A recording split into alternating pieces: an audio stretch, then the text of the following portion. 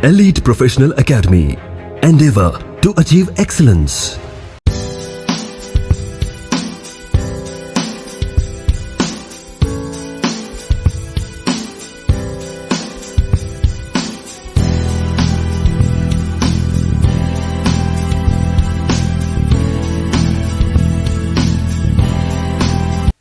Memorandum के contents को याद करते हैं, कैसे याद करें इसको। ओके, तो हमने पढ़ा कंपनी के मेमोरेंडम में कंपनी का नाम होता है, फिर लायबिलिटी होती है, फिर रजिस्टर ऑफिस होता है, फिर कैपिटल होता है, फिर ऑब्जेक्ट होता है, फिर और भी बहुत सारे सब्सक्रिप्शन क्लॉज वगैरह होता है। तो उसको याद करने के लिए अपने पास तरीका है नेरोलैक।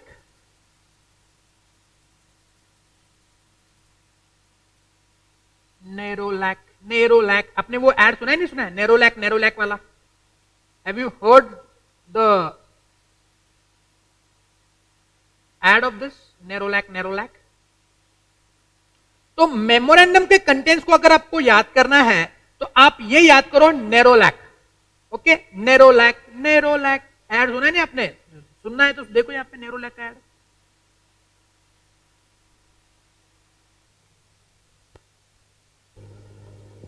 जब घर की रौनक बढ़ानी हो, दीवारों को जब सजाना हो, नेरोलैक रंगों की दुनिया में आओ, रंगीन सपने सजाओ, नेरोलैक हर रूप हर रंग में बेहतर।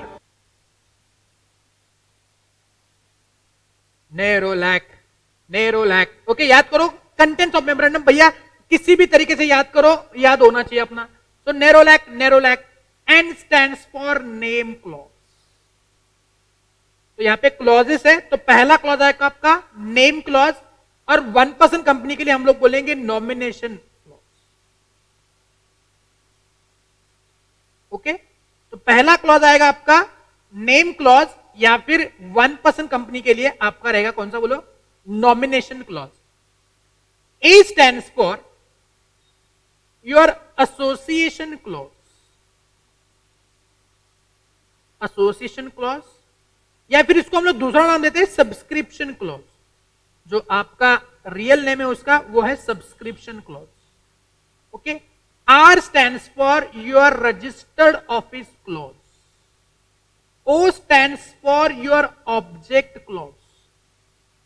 O stands for your object clause. L stands for your liability clause. L stands for liability clause and C stands for capital clause. अब यहां पे बीच में A नहीं है, A साइलेंट है। ये जो A आप नेरोलैक के बारे में आप देखोगे तो ये A क्या है, बोलो? साइलेंट है, A से कुछ नहीं है। ओके, लेकिन एग्जाम में अगर याद करने जाओगे तो A क्या है, A क्या है ऐसे बोलोगे, नहीं, ए कुछ नहीं है, ए साइलेंट है। यहां पे बोलेंगे ए साइलेंट, ए से कुछ नहीं है।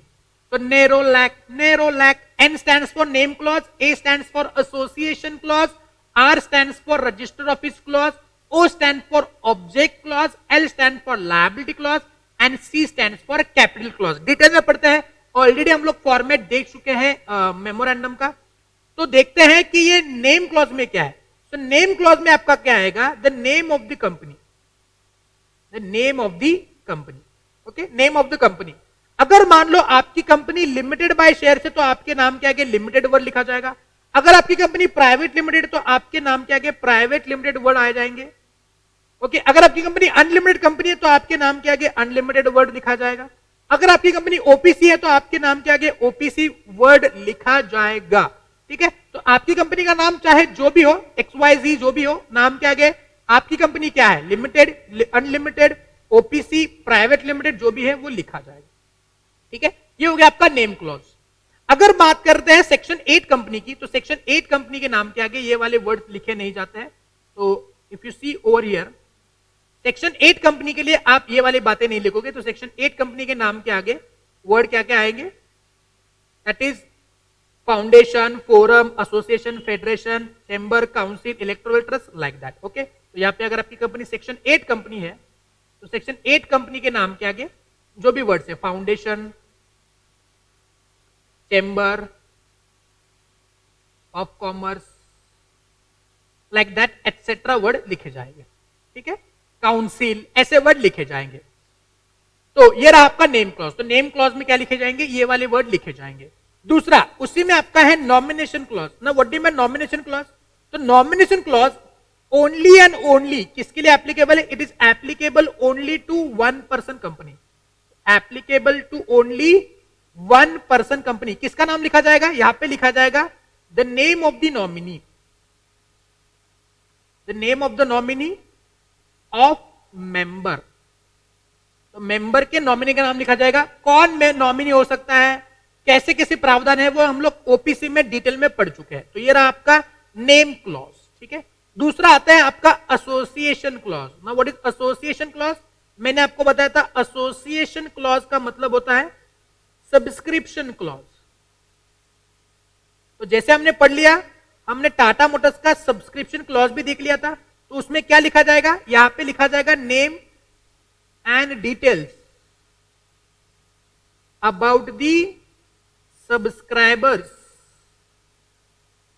Of MOA. ओके, कॉमनली इनको बोला जाता है the first members of the company, the first members of the company. तो सब्सक्रिप्शन क्लॉज में कौन सब्सक्राइबर्स है, क्या डिटेल्स है, उनके नाम और उनके बाकी के डिटेल्स, साथ साथ नंबर ऑफ शेयर्स हेल्ड। तो ये अगर कंपनी के मेंबर बनेंगे, जैसे ही कंपनी इनकॉर्पोरेट होगी ये कंपनी के मेंबर बनेंगे, तो कितने शेयर्स लेने का वादा किया है? तो यहां पे मिनिमम एक शेयर तो लेना ही है।